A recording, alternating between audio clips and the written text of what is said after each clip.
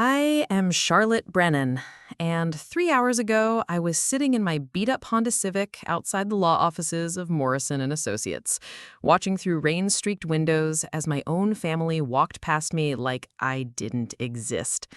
My hands were still shaking from being physically escorted out of what was supposed to be my grandfather's estate reading. My cousin Derek had actually smirked as the security guard guided me toward the door. "Maybe next time you'll know your place," he had whispered. I'd love to know which corner of the globe you're watching from, and if this story speaks to you, make sure to subscribe. Tomorrow's video is one you absolutely can't miss. What they didn't know was that Mr. Morrison, my grandfather's lawyer for 37 years, had quietly slipped me a business card as I was being removed. On the back, in his careful handwriting, were 4 words that would change everything. "Come back at 5. It was 4:47 p.m. when I finally worked up the courage to walk back through those glass doors, my sneakers squeaking against the polished marble floor. The receptionist looked surprised to see me return, but before she could say anything, Mr. Morrison appeared in the lobby. His expression was grim, almost apologetic, as he gestured for me to follow him to his office. "Charlotte," he said, closing the door behind us, "there are some things about your grandfather's will that your family doesn't know yet." The morning had started so differently. I had borrowed my roommate's good black dress and arrived at the law office 15 minutes early, clutching the handwritten invitation my grandfather had mailed to me just 2 weeks before his death. The envelope had been addressed in his distinctive scrawl, "Miss Charlotte Brennan, granddaughter." Inside, along with the meeting details, was a short note. "You belong here more than anyone else, sweetheart. Don't let them convince you otherwise." At the time, I thought it was just Grandpa being his usual supportive self. He had always been different from the rest of the Brennan family, always made me feel valued, even when the others made it clear I was an outsider. But sitting in that law office lobby surrounded by relatives who looked at me like I was trespassing, I began to understand that maybe his note had been a warning. The Brennan family had built their reputation in Millbrook, Connecticut over 4 generations. My great-great-grandfather had started with a small construction company that eventually grew into Brennan Development Corporation, responsible for half the commercial buildings in the county. The family name was on hospital wings, library foundations, and scholarship funds. When people talked about old money in our town, they talked about the Brennans. But I had never felt like a real Brennan. My father, Thomas, was the youngest of 4 siblings and had always been the family disappointment. While his brothers and sister went into business or law, my father chose art. He met my mother, Sarah, at a community college where he was teaching photography. She was a waitress putting herself through nursing school, and their romance was everything the Brennan family disapproved of. Passionate, impractical, and completely indifferent to social status. They married despite family objections and moved to a small apartment above my father's photography studio in the Arts District. I was born 2 years later, and for the first 8 years of my life, we were blissfully happy in our bohemian little world. My parents were devoted to each other and to me. Our apartment was filled with my father's photographs and my mother's nursing textbooks, with classical music playing softly in the background, and the smell of developer chemicals mixing with whatever experimental dish my mother was attempting to cook. My grandfather was the only family member who regularly visited us during those early years. He would arrive every Sunday afternoon with pastries from the expensive bakery downtown and spend hours looking at my father's latest work. He never criticized our modest lifestyle or suggested that my father should be doing something more appropriate for a Brennan. Instead, he would sit on our threadbare couch drinking coffee from chipped mugs and listen to my father explain the technical aspects of different photographic techniques. "Art matters, Tommy. Beauty matters. Don't let anyone convince you otherwise." Those Sunday visits were magic to me as a child. My grandfather would bring his old camera and teach me how to adjust the focus and frame a shot. He had an artist's eye despite being a businessman, and he could see beauty in things that others overlooked, the way afternoon light fell across our kitchen table, the geometric patterns created by fire escapes on the building across the street, the serious concentration on my face as I worked on homework. Everything changed when I was 8 years old. My parents were driving home from a gallery opening in Hartford when a drunk driver ran a red light. The impact killed them both instantly. In one terrible moment, I went from being a beloved daughter in a warm, creative household to being an orphan whose future was suddenly in the hands of relatives who had never particularly wanted me around. The custody arrangements were handled quietly by family lawyers. My Uncle Richard, the eldest son and head of Brennan Development Corporation, made it clear that taking me in was a duty rather than a desire. "She's Brennan," he told his wife Margaret during a conversation I wasn't supposed to overhear. "We have obligations." I moved into their sprawling colonial house in the most exclusive neighborhood of Millbrook, where I had my own bedroom for the first time, but felt more homeless than I ever had in our cramped apartment. The house was beautiful and cold, filled with antique furniture that no one was allowed to touch and fresh flowers that were replaced twice weekly by a service. Everything was perfect and nothing was personal. My Aunt Margaret was polite but distant, treating me like a house guest who had overstayed her welcome. My cousins, Derek and Vanessa, were 2 and 4 years older than me respectively, and they made sure I understood my position in their household hierarchy from day one. I was the charity case, the reminder of their father's embarrassing youngest brother, the girl who didn't quite belong anywhere. Derek, even at 10 years old, had a cruel streak that he hid well from adults. He would deliberately break my things and then express sympathy when I cried about it, ensuring that I looked like I was making a fuss over nothing. Vanessa was more subtle, but equally cutting, constantly making comments about my clothes, my mannerisms, or my academic performance that sounded helpful on the surface, but left me feeling inadequate and ashamed. At school, I was known as Richard Brennan's niece, which came with both privileges and burdens. Teachers expected excellence because of the family name, but classmates either resented me for perceived advantages or tried to befriend me for the wrong reasons. I learned to keep my head down, excel academically, and avoid drawing attention to myself in any way that might embarrass the family. The only bright spot in those years was my continued relationship with my grandfather. Despite my uncle's obvious disapproval, Grandpa insisted on maintaining his weekly visits with me. We would walk through Millbrook's downtown area while he pointed out buildings his company had constructed and told me stories about the town's history. But more importantly, he would ask me about my life, my thoughts, and my dreams in a way that no one else did. "Your parents raised you right, Charlotte," he would tell me. "Don't let anyone make you forget that." When I turned 16, I approached my uncle about getting a part-time job. The other kids in my class were working at the mall or local restaurants, and I wanted both independence and spending money. My uncle's response was swift and dismissive. Brennan women didn't work retail jobs. It was beneath the family's dignity, and what would people think? But I needed that job for more than just spending money. I needed to save for college, because despite living in a mansion, it had become clear that my education would not be funded the way Derek's and Vanessa's were. There were always excuses. The business was having a difficult year. College was so expensive these days. Maybe I should consider community college first to prove myself academically. Grandpa found out about the situation during one of our walks. I had been trying to hide my disappointment about not being able to apply to the art schools I dreamed of attending, but he saw through my carefully maintained facade. That Monday, I received a call from his personal secretary. A college fund had been established in my name, and I was to meet with his financial advisor to discuss my options. When my uncle found out, he was furious. "You went behind my back to him," he accused me. "You made me look like I wasn't taking care of you properly." But Grandpa was unmoved by his son's anger. "Charlotte is my granddaughter," he told Richard firmly. "She deserves the same opportunities as Derek and Vanessa." That college fund allowed me to attend Hartford College of Art, where I majored in graphic design and finally found a place where I felt like I belonged.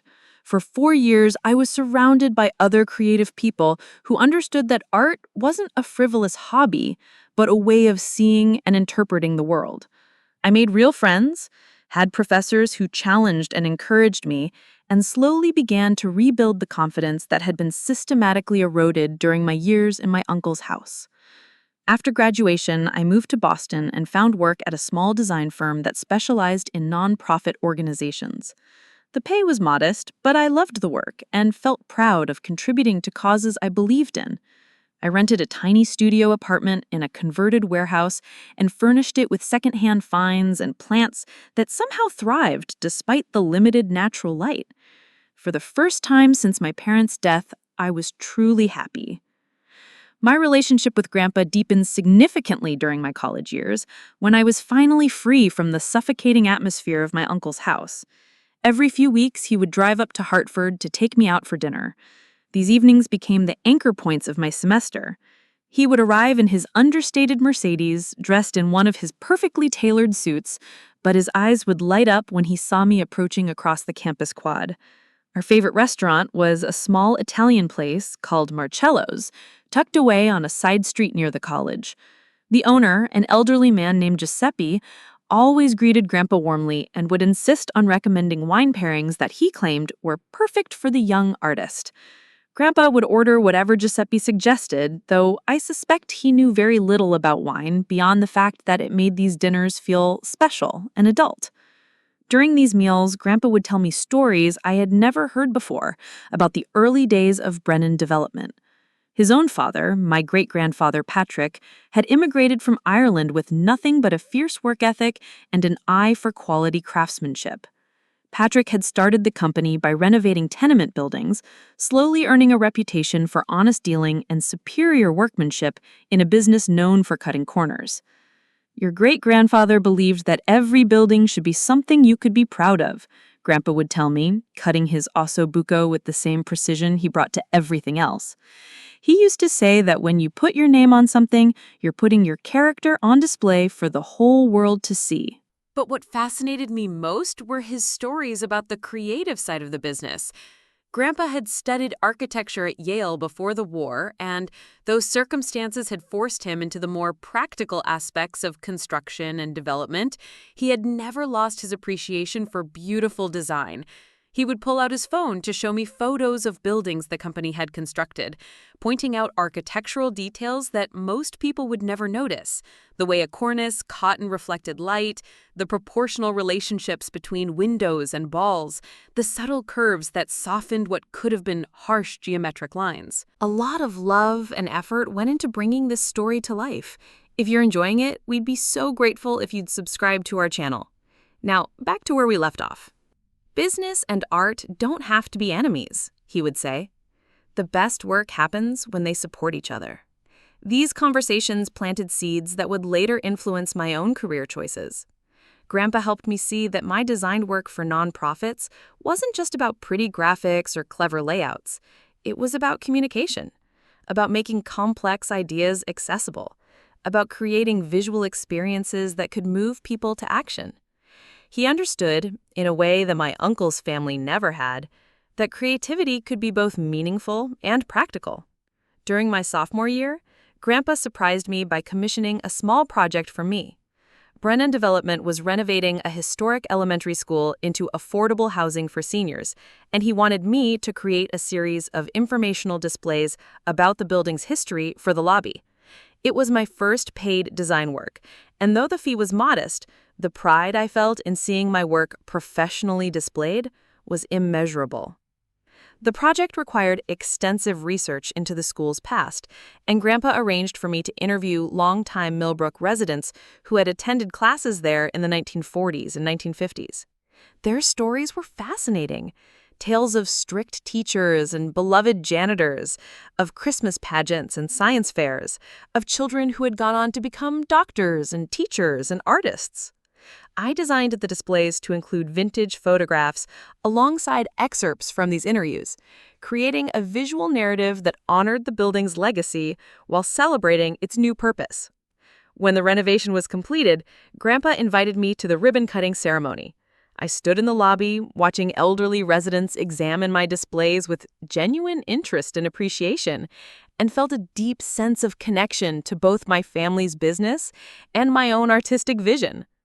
Several residents approached me to thank me for helping them understand the history of their new home, and I realized that good design could create real human connections. "You found a way to make the past speak to the present," Grandpa told me afterwards. "That's exactly what the best architecture does too. That summer, he offered me an internship at Brennan Development. It wasn't in the design department, which barely existed, but in project management, where I could learn how buildings actually came together. I spent 3 months following construction supervisors around job sites, learning to read blueprints and understanding the complex coordination required to transform an architect's vision into physical reality. My Uncle Richard was clearly uncomfortable with my presence in the office. He assigned me to the most mundane tasks possible: filing permit applications, updating spreadsheets, and making copies of contracts. But Grandpa made sure I was also included in the more interesting aspects of the business. He would bring me to meetings with architects and city planners where I could see how design decisions were influenced by budgets, regulations, and community needs. One afternoon, we visited a job site where the company was building a new branch library. The architect, a woman named Elena Rodriguez, was walking Grandpa through some last-minute design changes that the city had requested. As they discussed the modifications, I found myself sketching alternative solutions in my notebook, trying to visualize how the changes would affect both the building's functionality and its aesthetic appeal. Elena noticed my sketches and asked to see them. "These are really thoughtful," she said, studying my rough drawings. "You're thinking about how people will actually use this space." Grandpa beamed with pride. "Charlotte has an artist's eye but a practical mind," he told Elena. "She gets it from both sides of the family." That comment stayed with me long after the summer ended. For the first time, someone was acknowledging that my artistic inclinations and my Brennan heritage weren't contradictory forces, but complementary strengths. I began to envision a future where I could use my design skills within the family business, maybe helping to bridge the gap between pure profit-driven development and projects that truly served their communities. During my senior year, Grandpa and I began having more serious conversations about my post-graduation plans. He was genuinely interested in my nonprofit work, asking detailed questions about my projects and the organizations I was designing for. When I showed him a fundraising brochure I had created for a homeless shelter, he studied it for a long time before looking up at me with an expression I couldn't quite read. "You know," he said slowly, "Brennan Development has never had anyone focused specifically on community outreach and public relations. Most of our competitors just hire outside firms for that kind of work, but I think there's value in having someone who really understands both the business and the community." The suggestion was subtle but clear. There might be a place for me at Brennan Development after graduation, not as a charity case or an obligation, but as someone with unique skills that could contribute to the growth of the company. The idea thrilled and terrified me in equal measure. Working for the family business would mean returning to Millbrook, where I would inevitably have to deal with my uncle and cousins on a daily basis. But it would also mean working alongside Grandpa, learning from his decades of experience, and perhaps finding a way to honor both my parents' creative legacy and my family's business traditions. We never made any formal agreements about my future role, but the possibility hung between us like a promise. Grandpa began including me in more strategic discussions about the company's direction, asking for my input on everything from marketing materials to community partnership opportunities. He seemed genuinely interested in my perspective, often saying that my generation understood things about communication and social responsibility that his generation was still learning. The last time I saw him healthy and vibrant was at my college graduation. He drove up alone, despite my uncle's grumbling about the inconvenience, and sat in the front row during the ceremony. When my name was called and I walked across the stage to receive my diploma, I could see him in the audience, applauding with tears in his eyes. Afterward, he took me to dinner at Marcello's one final time. Giuseppe made a special toast to my graduation, and Grandpa presented me with a graduation gift, a vintage camera that had belonged to my father, which he had been keeping safe for me all these years. "Your dad would be so proud of the woman you've become," he told me, "and so would your mother. You found a way to honor their memory while building something entirely your own." That evening, as we said goodbye in the parking lot, he hugged me tightly and whispered, "Don't forget that you are Brennan, Charlotte. That means something, regardless of what anyone else might try to tell you." I had no way of knowing that it would be the last real conversation we would ever have. 3 months after graduation, I was settling into my new life in Boston when Grandpa called with news that would change everything. Brennan Development had been selected to bid on the largest project in the company's history, a mixed-use development in downtown Hartford that would include luxury condominiums, street-level retail space, and a public plaza with commissioned art installations. This could put us in a completely different league, he told me over the phone, his voice crackling with excitement. We're talking about a $50 million project, Charlotte, the kind of development that establishes a company's reputation for generations. The project, known as Heritage Square, was part of Hartford's Downtown Revitalization Initiative. The city was actively seeking developers who could demonstrate both financial capability and genuine commitment to community enhancement. Unlike the typical suburban projects that made up most of Brennan Development's portfolio, this would require sophisticated design sensibilities, extensive public relations work, and the ability to navigate complex municipal politics. I keep thinking about our conversations during your internship, Grandpa continued, about the intersection of business and community service. This project is exactly what we talked about. It needs someone who understands both sides of the equation. The implication was clear. He wanted me to come home and work on the Heritage Square proposal. It was everything I had dreamed of during those college dinners at Marcello's, a chance to use my design skills in service of meaningful community development. But it was also a return to Millbrook, to the family dynamics I had worked so hard to escape. I drove down from Boston the following weekend to tour the proposed site and attend my first official meeting as a potential Brennan Development employee. The downtown Hartford location was impressive. A full city block that had been cleared of aging buildings with excellent public transportation access and views of both the Connecticut River and the city's historic district. Standing in the empty lot with Grandpa and the project architect, a renowned firm from New York called Steinberg Associates, I could envision the transformation he was describing. The plans called for a thoughtful integration of residential and commercial spaces with wide sidewalks, mature tree plantings, and a central plaza that would host farmers markets and outdoor concerts. The city is particularly interested in the public art component, explained David Steinberg, the lead architect. They want installations that reflect Hartford's industrial heritage while pointing toward its technological future. It's a challenging brief. As we walked through the site, Grandpa asked me to take photographs and make notes about how the space might flow, how people would move through it, and what kinds of visual elements might enhance the overall experience. It felt natural and exciting, like all of my education and internship experience had been preparing me for exactly this moment. The meeting with city officials the following Monday went better than anyone had expected. The planning committee was clearly impressed by Brennan Development's proposal, particularly the emphasis on community engagement and the commitment to hiring local contractors and artists. When they asked specific questions about the public relations strategy and community outreach plan, Grandpa deferred to me with obvious pride. Charlotte will be heading up our community engagement efforts, he announced. She has a background in design and a deep understanding of how to communicate complex ideas to diverse audiences. I presented the preliminary outreach plan I had developed over the weekend, which included neighborhood information sessions, partnerships with local schools for educational programming, and a public art selection process that would involve community input. The committee members took detailed notes and asked thoughtful follow-up questions that showed genuine interest in our approach. Walking out of City Hall that afternoon, I felt more professionally confident than I ever had before. Grandpa was practically glowing with satisfaction, and David Steinberg mentioned that he was impressed by the depth of thought I had put into the community engagement strategy. Most developers treat public relations as an afterthought. Your approach is refreshingly comprehensive.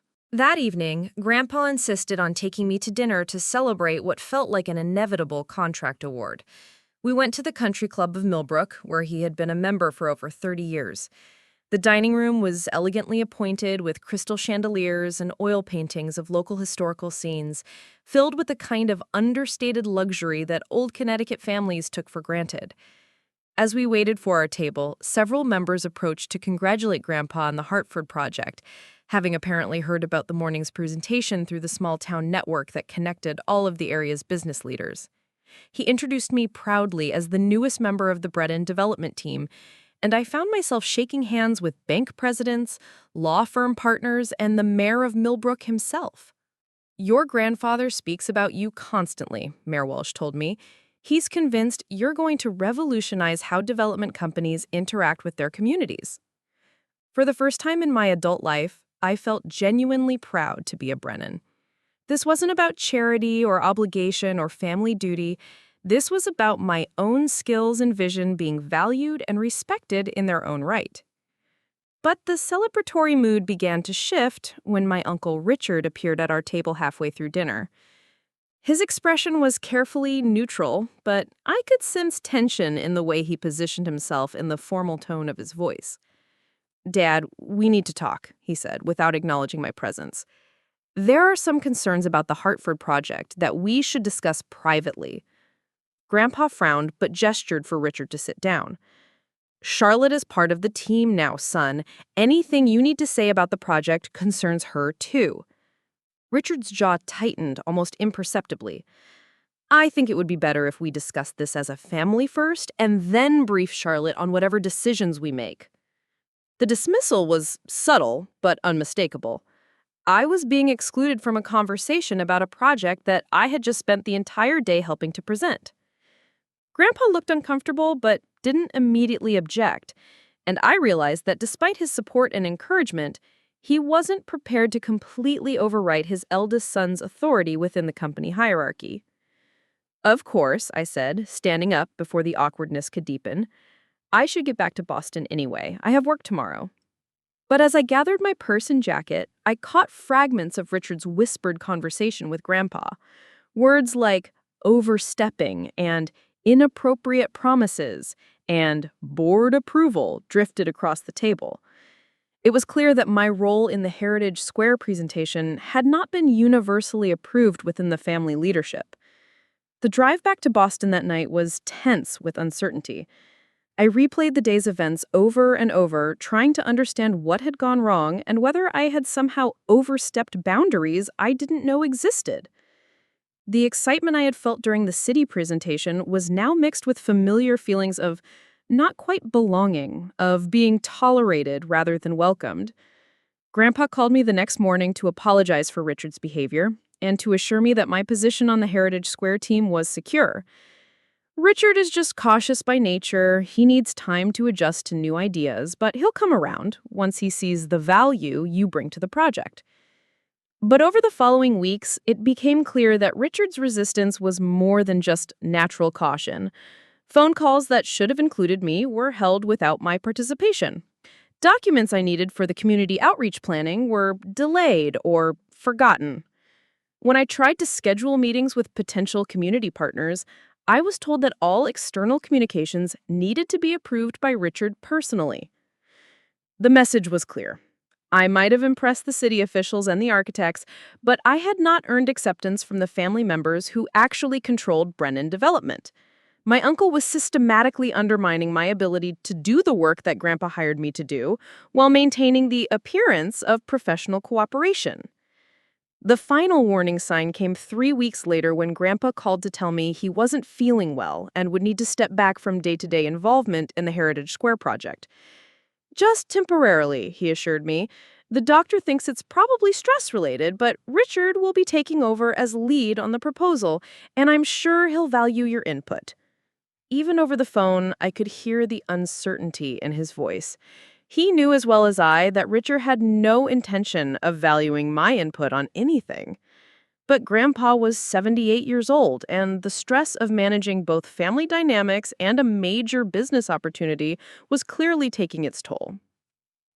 I agreed to continue working on the community outreach components of the proposal, but I also began updating my resume. The writing was on the wall, and I had learned enough about family politics during my childhood to recognize a losing battle when I saw one. What I didn't know was that Grandpa's health problems were far more serious than stress, and that the Heritage Square project would soon become the least of our concerns. The call came on a Tuesday morning in October, while I was presenting design concepts to a literacy nonprofit in Cambridge. My phone buzzed insistently during the middle of my presentation, and something about the persistence made me excuse myself to check the caller ID. It was Millbrook General Hospital. "Ms. Brennan, this is Dr. Patricia Sanchez. Your grandfather, William Brennan, was brought to our emergency department this morning. He's stable, but we need you to come in as soon as possible. The drive from Boston to Millbrook normally took 2 hours, but I made it in 90 minutes, my hands gripping the steering wheel as I tried to process what Dr. Sanchez had told me over the phone. Grandpa had collapsed in his study while reviewing Heritage Square documents. His housekeeper, Mrs. Chin, had found him unconscious and called 911 immediately. The emergency department was a maze of beeping machines and antiseptic smells that reminded me too much of my final hospital visit with my parents 15 years earlier. Dr. Sanchez met me at the nurse's station, her expression professionally compassionate but clearly serious. "Your grandfather has had what we call a transient ischemic attack," she explained, essentially a mini-stroke. "The good news is that there doesn't appear to be any permanent damage, but it's often a warning sign of more serious cardiovascular issues." She led me to his room, where Grandpa lay connected to various monitoring devices, looking smaller and more fragile than I had ever seen him. His eyes were closed, but when I touched his hand, he opened them and managed a weak smile. "Charlotte," he whispered, "I'm glad you're here." Over the next several hours, as doctors ran tests and adjusted medications, I began to understand the full scope of what had been happening. The stress that Grandpa had mentioned weeks earlier was actually a series of smaller health episodes that he had been hiding from the family. High blood pressure, irregular heartbeat, and what his cardiologist, Dr. Morrison, described as significant cardiovascular compromise. "Your grandfather is a proud man," Dr. Morrison told me privately. "He's been managing these symptoms for months without telling anyone. But at his age, with this level of cardiac stress, we're looking at some serious lifestyle changes." When my Uncle Richard finally arrived at the hospital that evening, his first question wasn't about Grandpa's condition, but about who had been notified and what information had been shared. He seemed more concerned about managing the family's public image than addressing the medical crisis at hand. "We need to be very careful about how we handle this," he told me in the hallway outside Grandpa's room. "Dad's health is a private family matter, and it can't become public knowledge while we're in the middle of the Heritage Square negotiations." The callousness of his response shocked me, but I was too worried about Grandpa's condition to engage in an argument. Instead, I focused on learning everything I could about his treatment plan and recovery requirements. Dr. Sanchez explained that Grandpa would need complete rest for at least 6 weeks with no work-related stress or activities. His blood pressure medication required careful monitoring, and any future episodes could have much more serious consequences. "Essentially," she said, "your grandfather needs to retire from active business management immediately. This isn't a suggestion, it's a medical necessity." When she delivered this news to Grandpa the following morning, I watched him age 10 years in the span of a few minutes. Brennan development wasn't just his career, it was his identity, his legacy, and his primary connection to the world beyond his family. The idea of stepping away completely was devastating to him. What about Heritage Square? We're so close to final approval. Richard, who had been unusually quiet during the medical discussions, suddenly became very animated. "Don't worry about any of that, Dad. I'll handle everything. The company will be in good hands." Something in his tone made me uneasy, but Grandpa seemed reassured. Over the next few days, as we prepared for his discharge to a rehabilitation facility, Richard began making changes to company operations with remarkable speed. The first indication that something was wrong when I tried to access the Heritage Square project files from my laptop. My login credentials had been deactivated without notice. When I called the office to inquire about the technical problem, Richard's assistant informed me that my consulting contract had been temporarily suspended due to the family medical emergency. Mr. Richard Brennan felt it would be inappropriate to continue with outside consulting arrangements while the company leadership structure is in transition. She explained in a tone that suggested she was reading from a prepared script. Outside consulting arrangements. After months of working on the project, after presenting to city officials as a key team member, I was suddenly being reclassified as an outside consultant whose services were no longer needed. I tried calling Richard directly, but his calls went straight to voicemail. When I finally reached him 3 days later, his explanation was maddeningly reasonable and completely dishonest.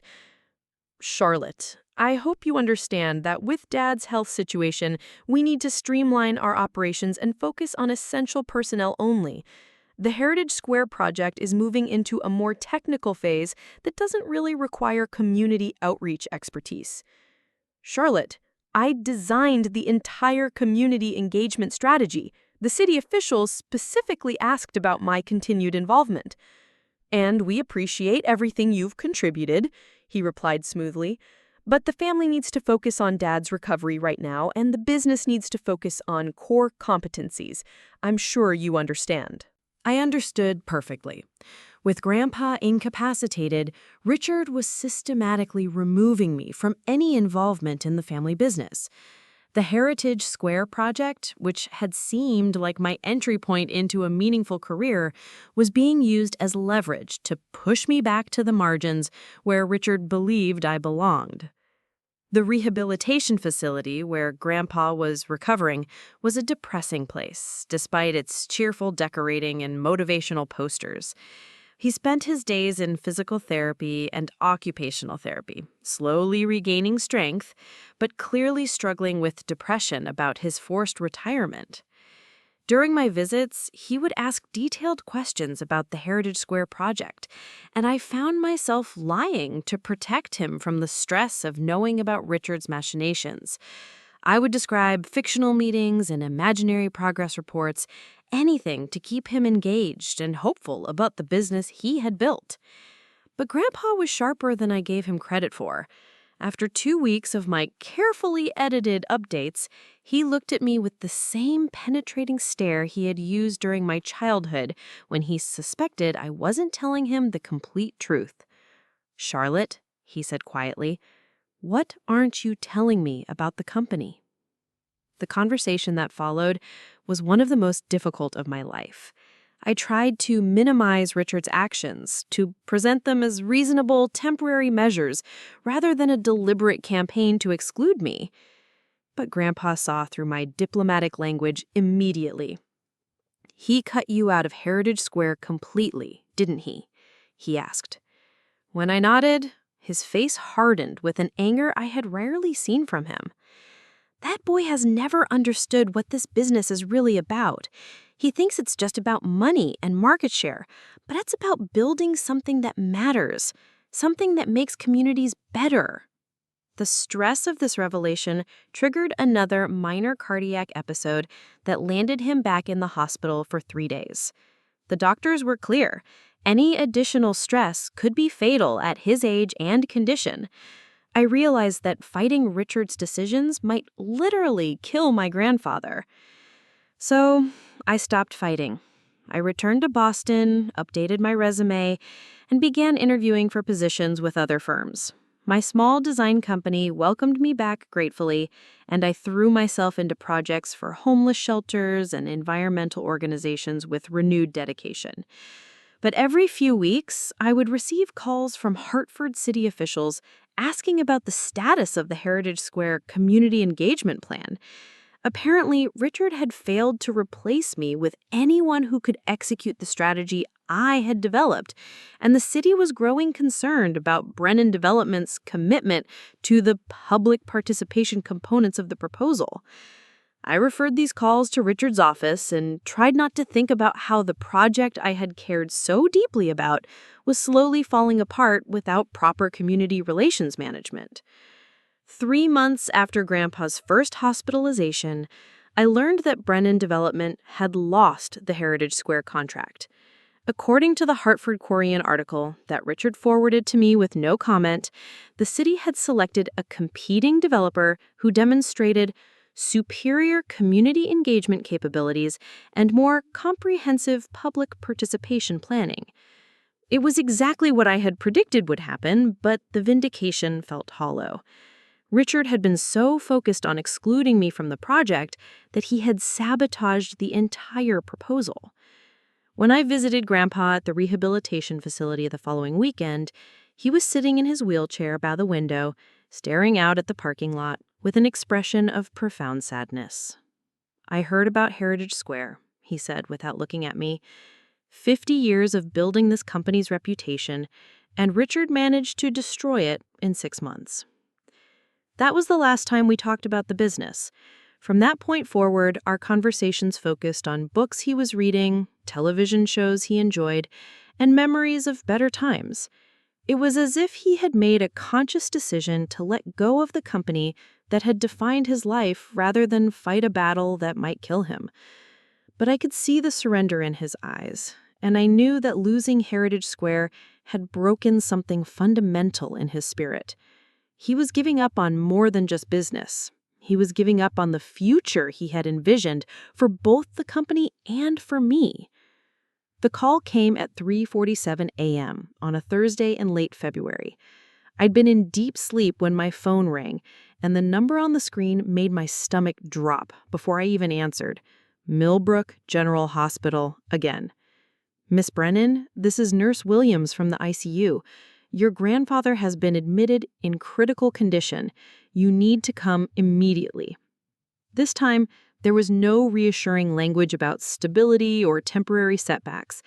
The drive to Connecticut passed in a blur of highway lights and mounting dread. When I arrived at the hospital, Dr. Sanchez was waiting for me with an expression that told me everything before she spoke a single word. "Charlotte, your grandfather suffered a massive stroke around midnight. We've done everything we can to stabilize him, but the damage to his brain is extensive. He's unconscious, and frankly, the prognosis is very poor." She led me through the ICU doors to where Grandpa lay surrounded by machines that seemed to be breathing for him, monitoring every faltering heartbeat, keeping his body functioning while his mind had already begun to slip away. His face was pale and still, nothing like the animated, passionate man who had taught me to see beauty in architecture and possibility in community development. I pulled a chair up beside his bed and took his hand, which felt cold and surprisingly small. For the next 18 hours, I talked to him about everything and nothing, sharing memories of our dinners at Marcello's, our walks through downtown Millbrook, the excitement we had both felt about the Heritage Square project. I told him about my current work in Boston, about the literacy nonprofit that had finally launched their new tutoring program, about the environmental organization whose fundraising campaign had exceeded all expectations. But mostly, I just sat with him as the machines measured the gradual decline of his vital signs. Richard arrived the following afternoon with Vanessa and Derek in tow. Their concern seemed genuine, but I noticed that Richard's first conversation with Dr. Sanchez focused heavily on timelines and medical decisions rather than treatment options. It was becoming clear that he was already thinking about funeral arrangements and business transitions rather than holding out hope for recovery. That evening, as we maintained our bedside vigil, Richard began making phone calls to what he called essential personnel.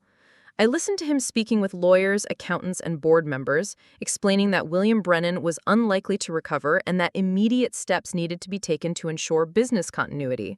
"We'll need to schedule an emergency board meeting," he told someone on the phone. "Yes, I understand the timing is difficult, but we can't afford to have leadership uncertainty during this transition period."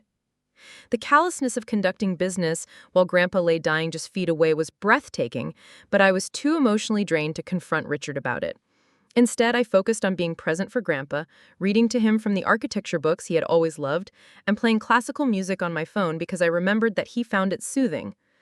On Saturday morning, Dr. Sanchez gently suggested that the family should consider comfort care measures. The machines were keeping Grandpa's body alive, but there was no brain activity, no hope of recovery, no possibility that he would ever again wake up to enjoy a sunset or appreciate a well-designed building. The decision to remove life support was heartbreaking, but inevitable.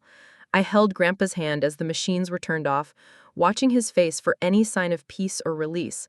Within minutes, his breathing slowed and then stopped entirely. William Patrick Brennan, the man who had built a construction empire while never losing sight of beauty and community responsibility, was gone. The funeral 3 days later was everything Grandpa would have both appreciated and found excessive. St. Michael's Episcopal Church was filled to capacity with business leaders, city officials, and longtime employees of Brennan Development. Mayor Walsh delivered a eulogy that praised Grandpa's commitment to quality construction and community development. The president of Hartford's Downtown Development Authority spoke about his vision for urban renewal that balanced profit with public good. But throughout the service, I felt like I was watching a performance rather than participating in a genuine tribute. Richard had orchestrated every aspect of the ceremony to showcase the family's prominence and the company's importance to the regional economy. The focus was less on celebrating Grandpa's life than on establishing Richard as his legitimate successor in both business and community leadership. After the burial at Millbrook Cemetery, the family gathered at Richard's house for a reception that felt more like a business networking event than a time for grief and remembrance. I found myself standing alone in corners, watching as Richard worked the room, accepting condolences while simultaneously discussing future projects and partnership opportunities. Vanessa approached me during the reception with what appeared to be genuine sympathy. "I know, Grandpa meant a lot to you," she said. "He always talked about your potential and how proud he was of your accomplishments." For a moment, I thought she might be extending some kind of olive branch, acknowledging that I belonged in the family, despite our complicated history. But her next comment revealed the true purpose of her approach. "Of course, with him gone, I suppose you'll be focusing on building your own career path now. Richard mentioned that you've been doing well with your design firm in Boston." The dismissal was subtle, but clear. Any connection I had to Brennan Development had died with Grandpa, and Vanessa was politely but firmly suggesting that I should accept this reality and move on. 3 weeks after the funeral, I received a call from Morrison and Associates requesting my presence at a family meeting to discuss estate matters. The tone was formal and businesslike, nothing like the warm relationship Grandpa had maintained with his longtime lawyer. I assumed this would be a brief meeting to finalize any minor bequests Grandpa might have left me, perhaps a small monetary gift or some personal item with sentimental value. I certainly wasn't expecting to be included in any significant estate discussions, given my peripheral status within the family structure. The law office was exactly as I remembered it from childhood visits with Grandpa. Dark wood paneling, leather-bound legal volumes, and an atmosphere of old-fashioned professional dignity. But the family dynamic in that conference room was unlike anything I had experienced before. Richard sat at the head of the table with the confidence of someone who had been waiting his entire life to assume this position. Vanessa and Derek flanked him on either side, both dressed in expensive black suits that suggested they had come directly from other important meetings. At the far end of the table sat Margaret, Richard's wife, who rarely involved herself in family business, but whose presence suggested that significant financial matters were about to be discussed. I took the empty chair closest to the door, feeling like an intruder who had accidentally wandered into a corporate board meeting. When Mr. Morrison entered the room carrying a thick folder of documents, the family's body language shifted to one of eager anticipation. "Before we begin," Morrison said, settling behind his desk, "I want to acknowledge that this is a difficult time for everyone. William was not only my client, but my friend for over 3 decades, and his passing represents a significant loss for both the family and the community." He opened the folder and removed what appeared to be a substantial document sealed with the kind of formal legal ribbons that indicated its importance.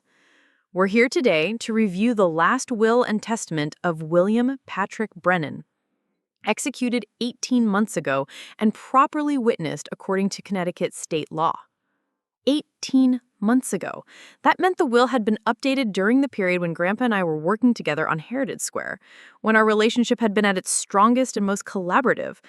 I found myself wondering what might have prompted him to revise his estate planning during that time.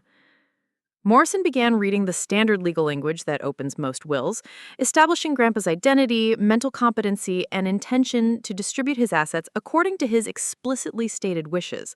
The language was formal and archaic, but I could hear echoes of Grandpa's voice in some of the more personal passages. "To my son Richard, who has dedicated his career to maintaining and expanding Brennan Development Corporation, I leave my shares in the company with the confidence that he will continue to build upon the foundation we have established together." Richard nodded with satisfaction, clearly expecting this bequest and pleased to have his leadership position legally formalized. Vanessa and Derek exchanged glances that suggested they had been anticipating significant inheritances as well. To my grandchildren, Derek and Vanessa, I leave equal portions of my personal investment portfolio, with the hope that these assets will provide them with financial security and the freedom to pursue their own professional passions. More nodding and exchange glances. Everything was proceeding exactly as the family had expected, with assets being distributed according to traditional hierarchies and established relationships. But then Morrison's tone shifted slightly, and I noticed him glancing in my direction before continuing to read.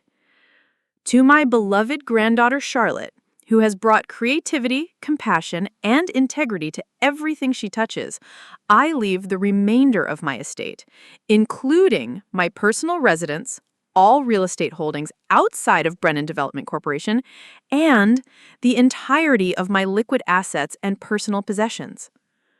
The silence that followed was deafening. I felt as if the air had been sucked out of the room, leaving everyone suspended in a moment of shocked disbelief. Richard's face had gone completely white, while Vanessa's mouth hung open in undisguised astonishment. "I'm sorry," Richard said finally, his voice tight with controlled anger. "Could you repeat that last section?" Morrison looked directly at me as he reread the passage, his expression unreadable, but his tone clearly indicated that he had expected this reaction from the family. Furthermore, he continued, Charlotte is to receive full ownership of the Millbrook properties on Elm Street and Riverside Drive, the vacation home in Cape Fraud, and the liquid assets currently held in William Brennan's personal accounts, which total approximately $12 million. $12 million. The number hung in the air like something too large to comprehend. I'd been expecting perhaps a few $1,000s and maybe some family photographs. Instead, I was inheriting enough money to change my life completely, along with properties that I had never even known Grandpa owned. Derek was the first to find his voice. "This has to be a mistake," he said, looking back and forth between Morrison and his father. "Grandpa wouldn't have left the majority of his estate to someone who isn't even really part of the family. Charlotte has been legally recognized as William's granddaughter since her birth. There is no question about her status within the family or her right to inherit according to her grandfather's wishes." Richard's shock was rapidly transforming into something much more dangerous. "When was this will executed?" he demanded. "Because if my father was suffering from any kind of mental impairment when he signed it, we have grounds to contest the entire document." "The will was executed in September, 15 months before your father's stroke. He was in excellent mental health at the time, and I can assure you that he understood the full implications of his decisions. In fact, he specifically asked me to anticipate potential family challenges to his choices." He reached into the folder and removed another document. "Your father also prepared a letter to be read in the event that anyone questioned his mental competency or his reasons for structuring his estate in this manner." Morrison unfolded the letter, and I recognized Grandpa's handwriting immediately. Seeing those familiar loops and angles brought tears to my eyes as Morrison began to read Grandpa's final message to his family. Morrison's voice took on a gentler tone as he began reading Grandpa's letter, and I could almost hear my grandfather speaking directly to the room. "To my family. If you are hearing this letter, it means you are questioning the decisions I made regarding my estate. I want you to understand that every choice was made with careful consideration and deep love for all of you, including Charlotte, who has been excluded from family decisions for far too long." Richard shifted uncomfortably in his chair, but Morrison continued without pause. "Richard, I have given you control of Brennan Development because you have earned it through years of dedicated service. But leadership of a company does not entitle you to control every aspect of family life or to decide who deserves love, respect, and recognition. Charlotte is not a charity case or an obligation. She is a brilliant, capable woman who has honored both her parents' creative legacy and our family's commitment to community service." I felt tears streaming down my face as Morrison read Grandpa's words. Even in death, he was still defending me, still trying to make his family see my worth. "Charlotte," the letter continued, "I am leaving you these assets not because I pity you, but because I believe you will use them wisely to build something meaningful. You have never asked for special treatment or family money. You have worked for everything you've accomplished. But you are a Brennan, and you deserve the security and opportunities that come with that name." Morrison paused and looked around the room before reading the final paragraph. "To those who might consider challenging this will, please remember that I had the best legal advice available and was in complete control of my mental faculties when these decisions were made. More importantly, please consider whether your energy might be better spent on building relationships with Charlotte rather than fighting legal battles that will only damage our family further." The silence that followed was broken by Richard's sharp intake of breath. When he spoke, his voice was barely controlled. "This is emotional manipulation," he said, standing abruptly. He knew we would be reading this after his death, when we couldn't respond or have a rational discussion about his decisions. "Richard," Morrison said calmly, "your father anticipated this reaction as well. He asked me to remind you that he attempted to have rational discussions about Charlotte's role in the family many times over the years, and those conversations were consistently dismissed or deflected." Vanessa finally found her voice, though it was tight with barely suppressed anger. "Charlotte has been living her own life in Boston for years. She made it clear that she didn't want to be part of this family. Why should she benefit from Grandpa's success when she chose to distance herself from us?" For the first time since the meeting began, I felt compelled to speak. The old Charlotte would have remained silent, would have absorbed their accusations and tried to make peace. But something had shifted inside me as I listened to Grandpa's letter. "I didn't distance myself from the family," I said, my voice stronger than I expected. "I was systematically excluded from family decisions and business opportunities. When I tried to contribute to Heritage Square, Richard eliminated my position the moment Grandpa was hospitalized." "That was a business decision," Richard shot back. "We needed to focus on core personnel during a transition period." "No," I replied, standing up to face him directly. "It was a personal decision disguised as a business strategy. You destroyed that project rather than allow me to succeed with it." Derek laughed bitterly. "So now you're going to rewrite history to make yourself look like the victim. You barely visited Grandpa during his final months." The accusation hit like a physical blow, but I forced myself to respond calmly. "I visited him every weekend after he was forced to step down from the company, every single weekend for 6 months.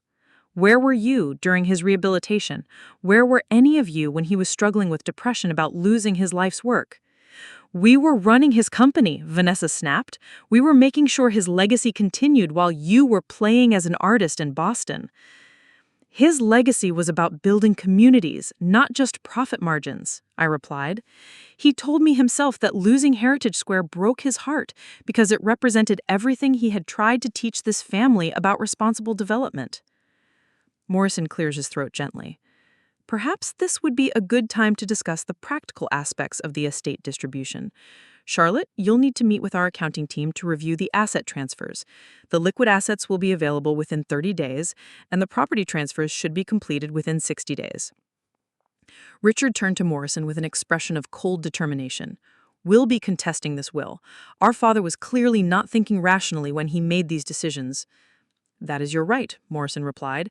"However, I should inform you that your father also established a legal defense fund specifically to protect Charlotte's inheritance from frivolous challenges. He was quite thorough in his planning."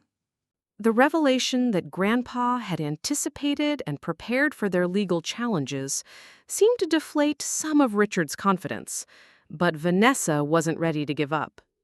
"Even if the will stands, Charlotte doesn't deserve this money. She's never contributed anything meaningful to the family or the business." Something inside me finally snapped. The years of being told I wasn't good enough, smart enough, or valuable enough crystallized into a moment of absolute clarity. "You want to know what I've contributed?" I asked, my voice rising. "I spent my entire childhood trying to earn your approval while you made it clear that I was an unwelcome burden. I excelled academically, worked multiple jobs to pay for college, and built a successful career without asking for family help or connections." I turned to face each of them as I continued. "When Grandpa offered me a chance to work on Heritage Square, I created a community engagement strategy that impressed city officials and architects. I developed relationships with neighborhood leaders and designed a public participation process that could have set a new standard for responsible development. And then, I said, looking directly at Richard, you sabotaged it. You cut me out of meetings, revoked my access to project files, and eventually fired me rather than allow me to succeed. You destroyed a $50 million opportunity because your ego couldn't handle the possibility that I might be good at something. Richard's face was red with anger. You have no idea what you're talking about. That project failed because the community engagement requirements were unrealistic from the beginning. No, I replied firmly. It failed because you eliminated the person who understood how to meet those requirements. The city specifically asked about my continued involvement, and you lied to them about my role. Morrison watched this exchange with professional interest, but didn't intervene. I realized that this confrontation was probably exactly what Grandpa had intended when he structured his will this way. Here's what I understand now, I continued, feeling more confident with each word. This was never about whether I was good enough, smart enough, or worthy enough. This was about control.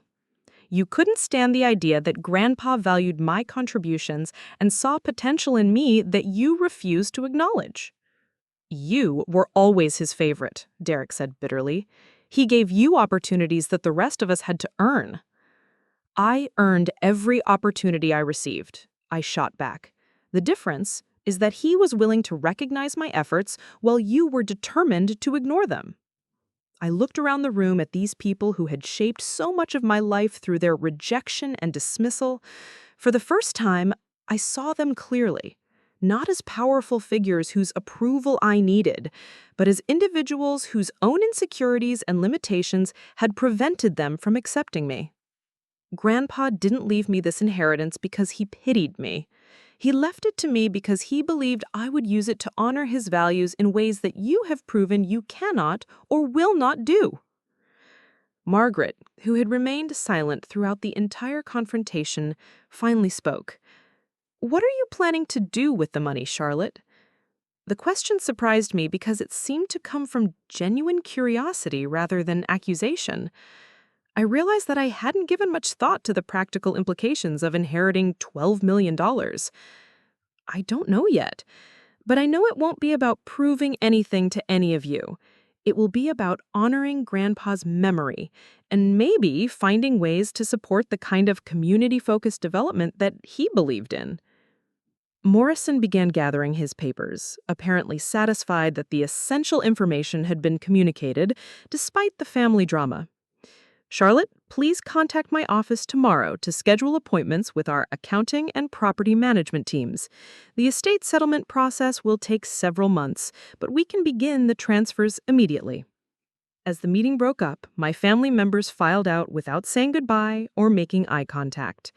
Their plans for legal challenges and continued hostility were evident in their tense body language and whispered conversations. But for the first time in my adult life, their disapproval didn't devastate me. I had found my voice, stated my truth, and discovered that I could stand up to their criticism without crumbling.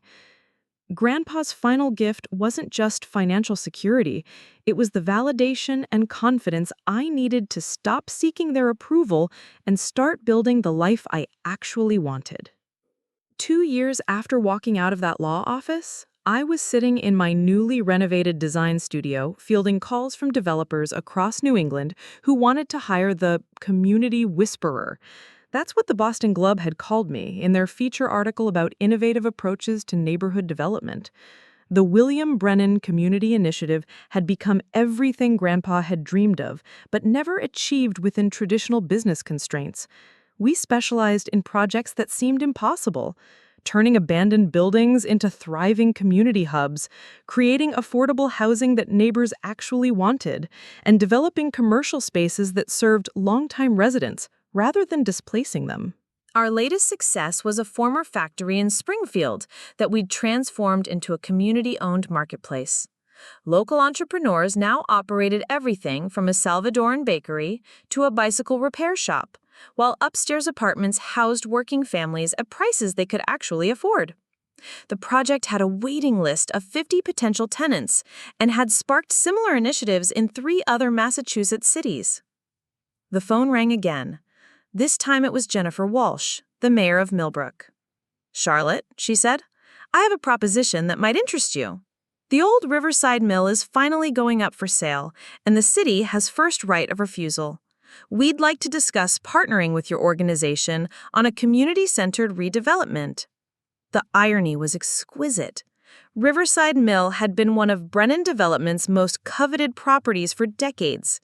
Richard had tried unsuccessfully to acquire it multiple times, always planning luxury condos that would have gentrified the entire waterfront neighborhood. Now the city was asking me to demonstrate a better approach. "I'd be interested in hearing what the community has in mind," I replied, already mentally scheduling meetings with neighborhood groups. That evening brought an unexpected visitor. Derek stood on my front porch, looking uncomfortable but determined. We hadn't spoken since the estate meeting, and his presence was both surprising and unwelcome. "Charlotte," he began, "I know we haven't exactly been supportive, but I wanted you to know that what you've built is impressive. Even Dad admits that you've accomplished something remarkable." I studied my cousin's face, searching for hidden agendas or manipulative intentions. What I found, instead, was something I'd never seen from him before: genuine respect, mixed with what might have been regret. "Thank you," I said simply, not inviting him inside, but not closing the door either. "The thing is, Derek and I have been talking. We realized we were wrong about a lot of things. We grew up thinking that family meant automatically supporting each other's decisions, but we never actually tried to understand what you were trying to accomplish." His words carried the weight of acknowledgement I'd waited my entire life to hear, but I found myself strangely unmoved by them. The desperate need for family approval that once defined me had been replaced by something stronger: the satisfaction of meaningful work and genuine community connections. "I appreciate you saying that, but I'm not the same person who needed your validation anymore." Derek nodded slowly. "I can see that. You've become someone we should have recognized and supported years ago." After he left, I walked through the house that had become my sanctuary and workspace. Grandpa's study was now my office, filled with project plans and community partnership agreements. The sunroom had been converted into a meeting space where neighborhood groups gathered to discuss their visions for local development. Every room told the story of transformation, not just mine, but the ongoing transformation of how development could serve communities rather than exploit them. The next morning brought news that completed my journey. Morrison called to inform me that Richard had quietly put Brennan Development up for sale. Years of failed projects and community opposition had finally exhausted the company's resources and reputation. "There's something else," Morrison added. "Your uncle asked me to pass along a message. He said to tell you that your grandfather would be proud of what you've built." That afternoon, I drove to the cemetery for the first time since Grandpa's funeral. Standing beside his grave, I told him about the mill project, about Derek's visit, about Richard's struggling company and the dozens of communities that had been strengthened through the initiative's work. "I think I finally understand what you meant about building something that lasts. It was never about the buildings themselves. It was about creating opportunities for people to build the lives they actually wanted." A week later, the Riverside Mill project was officially approved with unanimous community support. As I stood in the empty factory space, envisioning the community center, affordable housing, and local business incubator it would become, I felt Grandpa's presence stronger than ever. The young woman who had once begged for a ride from the airport now controlled millions of dollars in development resources. The family outcast had become a recognized leader in community-centered development. The granddaughter who was told she didn't belong anywhere had created a model that was being replicated across the country. I was Charlotte Brennan, and I had finally built something worth inheriting. Looking for more? We've got 2 amazing stories ready for you right on screen. If this one touched you, these are absolutely worth your time. Click to watch them now. And hey, subscribe and hit that bell to never miss our latest uploads.